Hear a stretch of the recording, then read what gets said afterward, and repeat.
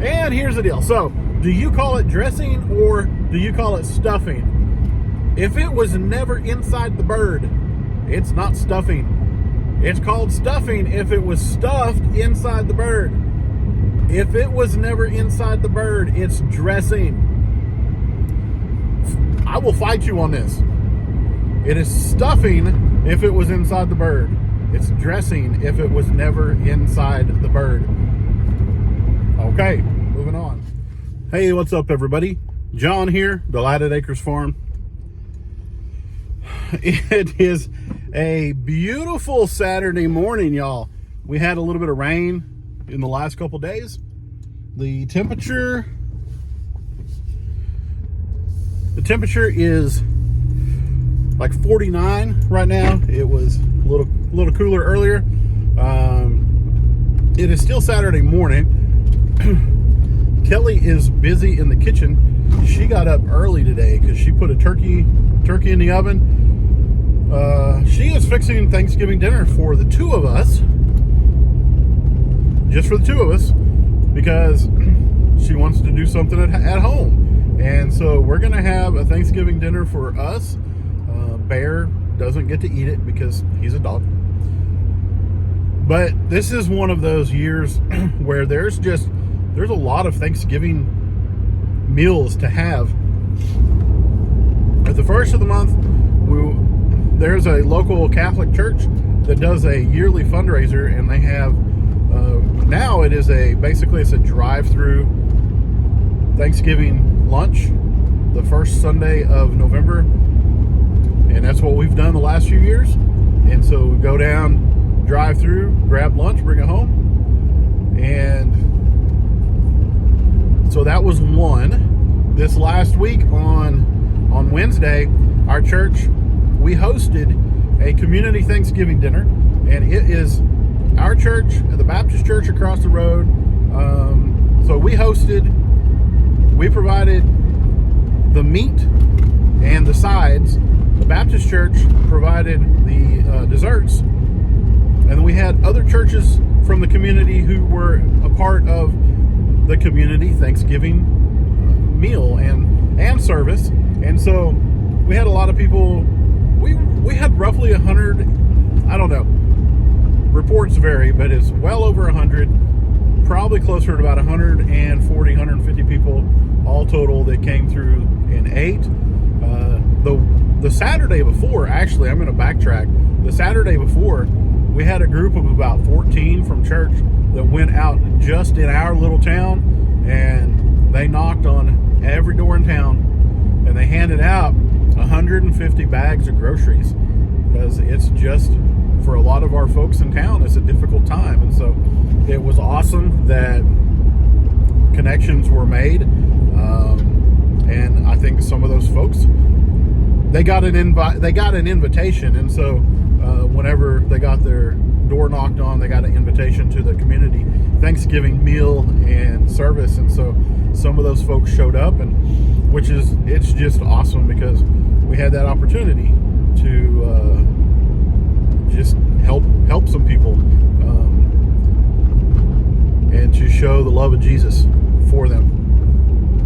So, like I said, we had the meal.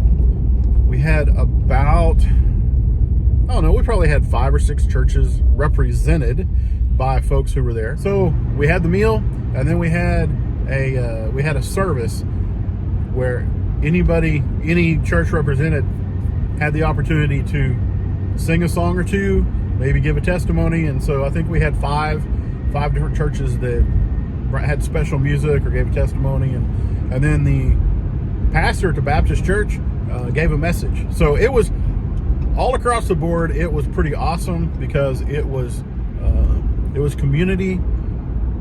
It was believers coming together from different denominations, different churches, and for one goal, and that is to give thanks to God for who He is and all that He does. So it was a great time.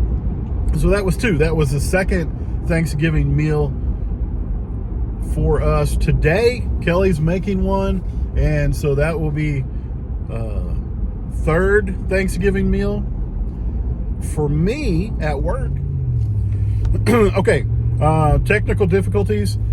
I ran out of storage on my phone because I have done way too many videos, and I rarely delete things. So here we go. I don't know where I was. I think I had counted down Thanksgiving at the beginning of the month, Thanksgiving on Wednesday, Thanksgiving Kelly's fixing today is number 3, and then at work coming up this Tuesday, we have one that is for the whole campus. And when I say the whole campus, I work for a nonprofit that has residential adults that have disabilities, developmental disabilities and educational disabilities and things like that. And so that is coming up Tuesday. That will be number 4 for me. And then next Thursday on Thanksgiving, our plan is to go have Thanksgiving with family at my niece's house, and there'll be a good group there. And so that'll be 5 for me.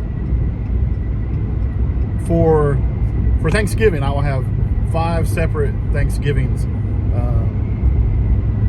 And a bonus, the Thursday following Thanksgiving at work, we are having our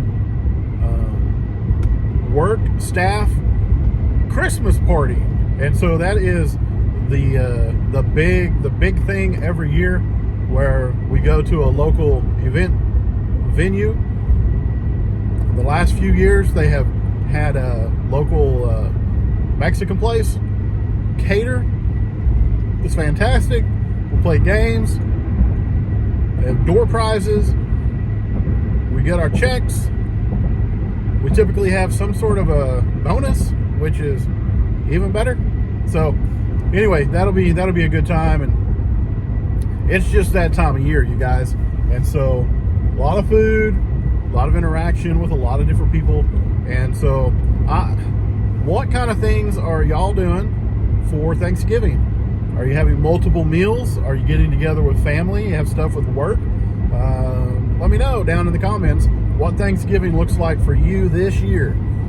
And what is one of your favorite side dishes whenever it comes to the holidays? Thanksgiving, Christmas, church dinner, whenever it is. Maybe it's any time throughout the year, whenever there's a big meal and you bring it or somebody else brings it. What is your favorite side dish? One of my favorite side dishes is dressing. So with the turkey, to have dressing on the side, if it's well made, even if it's out of a box, I just like it. I like the flavor of it. I can't tell you why I like it so much, but I just do. And here's the deal. So, do you call it dressing or do you call it stuffing? If it was never inside the bird, it's not stuffing. It's called stuffing if it was stuffed inside the bird. If it was never inside the bird, it's dressing. I will fight you on this. It is stuffing if it was inside the bird. It's dressing if it was never inside the bird. Okay, moving on. So, as you can tell, I'm in my pickup. I am actually headed to town. I'm headed to Atwood's while Kelly is working on dinner. And our girls, our chickens, need another bag of scratch and another bag of just regular pellets, regular feed. And so that's where I'm headed. And we also are out of paper towels. So I thought I might as well go to town, get a couple things, grab some paper towels. And Kelly said, why don't you go ahead and go? That way you can pick me up a Diet Pepsi and I can have that whenever we have our meals. So I will also be grabbing a couple of sodas. So it sounds like a great shopping list. Chicken scratch, chicken feed, paper towels, and soda pop. So that's why I'm in the pickup. That's why I'm headed to town. I'm gonna pick up a few things. So anyway, like I said, you guys leave me a comment down below about your Thanksgiving plans, what things look like, and what your favorite side dish is, whether it's during the holidays or any other time during the year. And I'll be right back with you.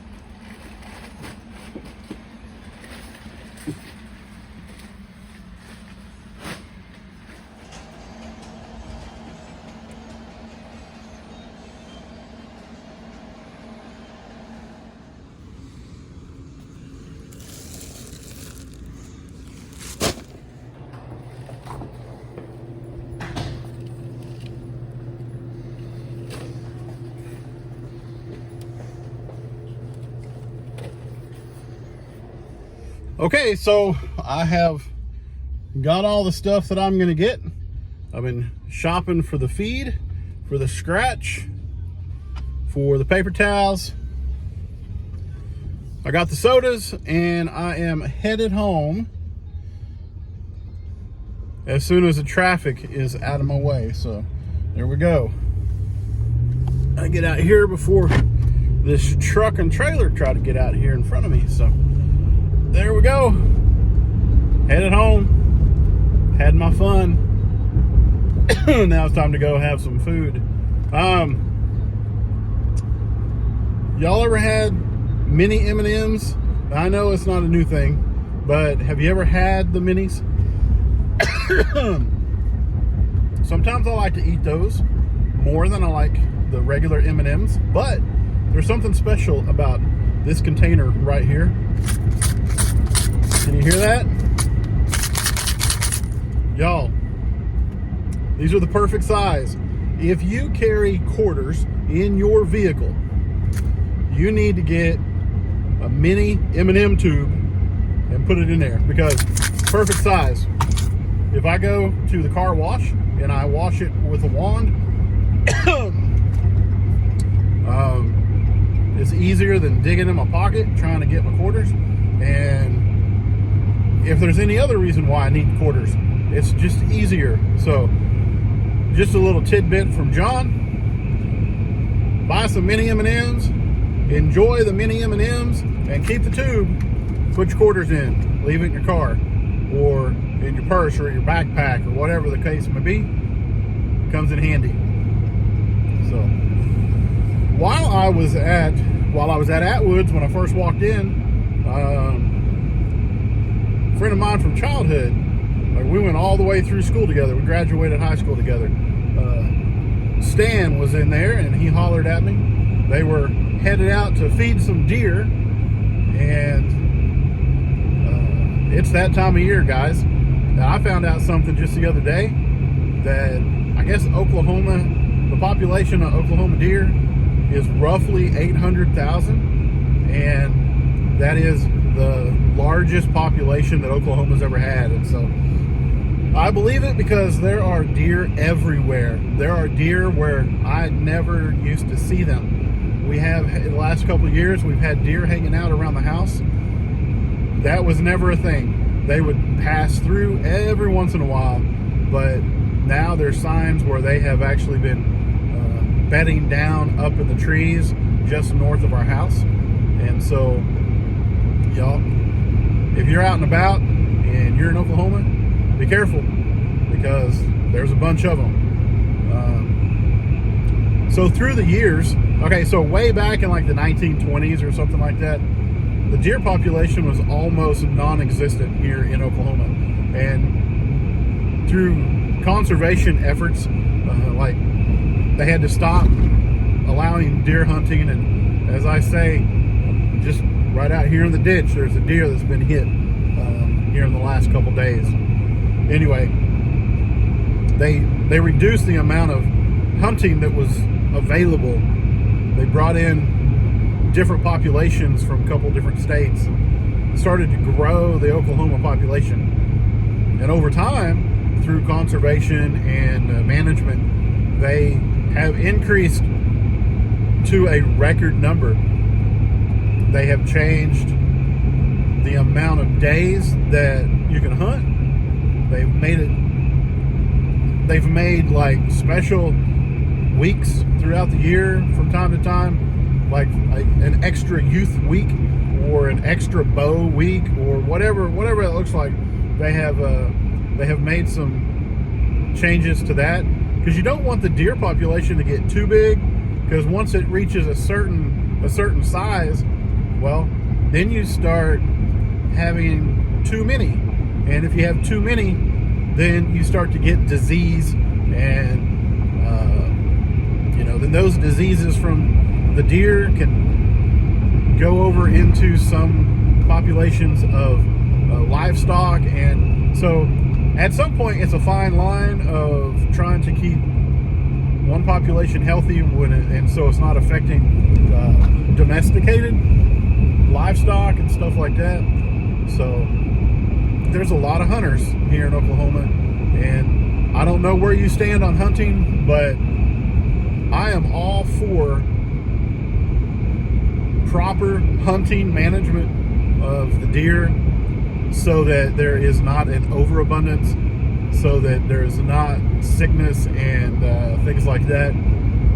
But I don't know anybody who hunts just for a trophy. I know that they will hunt for a big antlered deer, but it's not just for the antlers.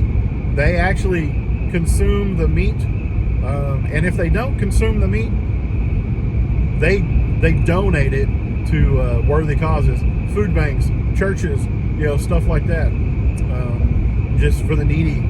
So I have never had a problem with people going out and hunting. And if you don't like hunting, that's all right. Don't go hunting. But those who do go hunting, the vast majority, they do it because it helps put food on their table or on the table of others. And so,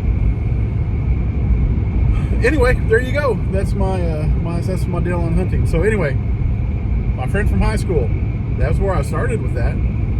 They're headed out to go put out some corn for the deer. And that's one of the things that has changed over the years, was that you could not hunt over a spot where you fed.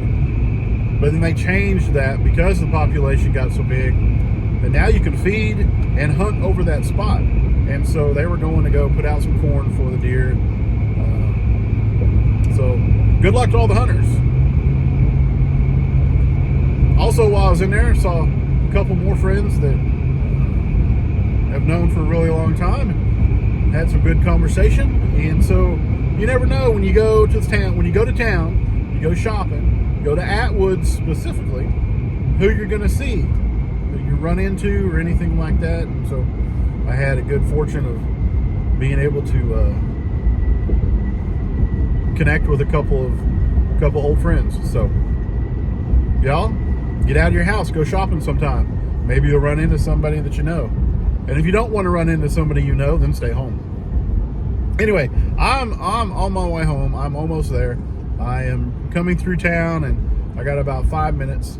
So I'm going to go ahead and get off here. But I will show you what we're having, what our spread looks like. Kelly is nostalgic, and she loves Christmas time, especially this year. She has really started getting nostalgic, and so she has bought things for the house from like the 90s. And because of that, then she's in the mood for Thanksgiving. So she made a cheese ball. She cut up some summer sausage, some block of cheese she cut into slices, and she made a vegetable tray. Y'all, she really loves it, and this is all just for me and her. So we're going to be eating good today. We're going to have some leftover. We'll probably have some stuff go in the freezer. And the next couple 3 days, well, we won't need it for that long because we're going to be having more Thanksgiving. So anyway, I go home and see what she has done. Oh y'all, homemade rolls. She started making homemade rolls a couple years ago, and they are fantastic. So I will show what our food looks like, what we're having. But I want to say thank you guys for watching this video, for watching any previous videos, for being a part of Delighted Acres family. I hope y'all have a great Thanksgiving and holiday season coming into Christmas, into the new year. And thank you guys so much. I love y'all. If you aren't subscribed, do that. If you like the video, click the thing, ring the bell, we'll do the stuff. Leave the comment about your favorite side dishes, and I will see you guys on the next video. Y'all have a great rest of your day, whatever day it is you're watching this.